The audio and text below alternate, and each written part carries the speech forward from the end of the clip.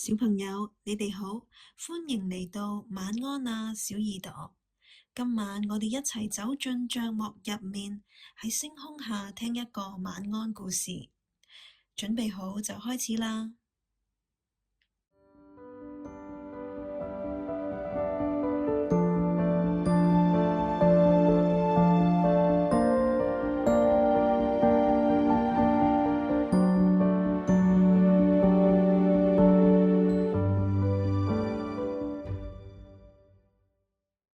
豆豆學習等一等。喺一個溫暖又舒服嘅下午，森林入面有3個小朋友約咗喺公園裏面玩。有好鍾意蹦蹦跳跳、精力十足嘅小松鼠豆豆，乖巧而有禮貌嘅小狗妍妍，仲有做任何事都慢條斯理、一步一步嚟嘅小烏龜阿曼。正當豆豆喺屋企準備緊佢最鍾意嘅松果零食同埋香甜嘅士多啤梨嘅時候，妍妍同阿曼已經一早嚟到公園啦。呢個森林公園有斜滑梯、沙池、氹氹轉，仲有佢哋最鍾意嘅打韆鞦。妍妍好開心咁同阿曼講：阿曼，你睇下呢個韆鞦啱啱好有2個位，我哋可以一齊坐啊！話先講完，妍妍就一下子跳上韆鞦。烏龜阿曼因為身體比較細小，好唔容易先慢慢咁爬咗上去。佢哋一齊輕輕咁搖嚟搖去，面上露出開心又滿足嘅笑容。就喺呢個時候，遲嚟嘅小松鼠豆豆就好似一支箭咁衝入公園。佢見到妍妍同阿曼喺度打韆鞦，眼睛即刻亮咗起嚟。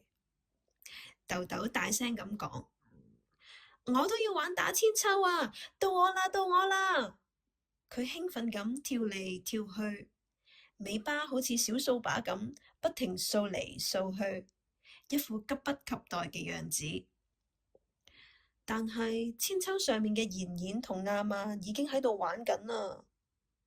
豆豆企喺原地，一時之間唔知道應該點做，心裏面又急又唔開心。妍妍有禮貌咁講：我同阿曼喺度打緊韆鞦啊！豆豆，你等一陣好唔好啊？豆豆就忍唔住咁講：但係我最近學識咗一個打韆鞦可以打到好高嘅方法啊！我想表演俾你哋睇啊！阿曼，不如你落嚟先啦，我打俾你睇啊！阿曼就好無奈咁講：但係我啱啱先好唔容易爬上韆鞦，我玩咗一陣間咋，我想繼續玩啊！豆豆聽完之後就更加唔開心，忍唔住大聲叫：我要玩啊！我要玩啊！你哋快啲讓開啊！呢個時候，正準備返屋企嘅兔兔老師經過公園，見到3個小朋友嘅情況，於是走咗過嚟，輕輕拍咗拍豆豆嘅膊頭。兔兔老師溫柔咁講：豆豆，我知道你而家好想打韆鞦，不過韆鞦係大家輪流玩㗎。既然妍妍同阿曼先到咗，你願唔願意等一陣啊？豆豆皺住眉頭，嘟起個嘴咁講：但係我真係好想而家就玩啊！兔兔老師微笑住咁講：有時候等待係必須㗎，因為每個人都想玩，所以為咗公平，我哋要輪流。不如等兔兔老師陪你喺側邊坐低休息一下，食啲零食先。等輪到你嘅時候，你就可以盡情咁打韆鞦啦。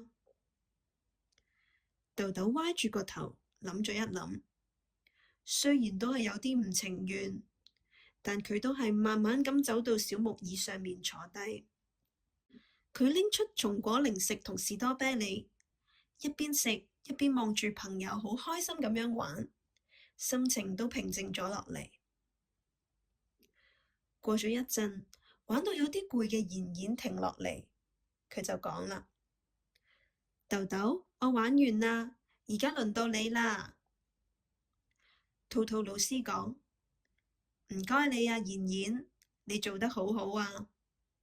豆豆，而家係輪到你玩嘅時候啦。小松鼠豆豆一聽到，即刻開心咁從木椅上面跳咗起嚟，坐喺千秋上面，同小烏龜阿曼排排坐。佢用力一蹬腿，將千秋打到好高，然後再蹬，將千秋打得更高更高。阿曼都俾活潑嘅豆豆逗到哈哈大笑。妍妍見到佢哋玩得咁開心，都忍唔住一齊笑咗起嚟啊！玩完之後，豆豆走到妍妍同阿曼前面，有啲唔好意思咁講：真係對唔住啊！頭先係我太心急，所以先對你哋大聲叫。妍妍同阿曼笑住咁點點頭。打完千秋之後，兔兔老師同3個小朋友坐喺大樹下面嘅草地，一邊分享零食，一邊開心咁傾偈。兔兔老師好溫柔咁講：小朋友記住啦，每一次等待都係一種學習，學識尊重別人，大家都會玩得更開心。返到屋企之後，小松鼠豆豆閉上眼睛，諗返起今日同朋友玩千秋嘅時光，同埋佢哋臉上面嘅笑容，心裏面都感到好溫暖。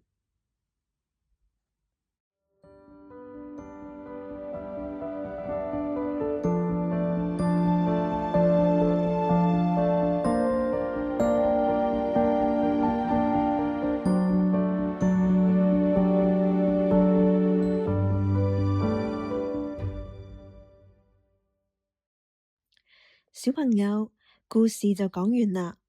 而家慢慢合埋對眼，深呼吸一下，等身邊愛你嘅人同星星陪住你瞓覺。晚安啊，小耳朵。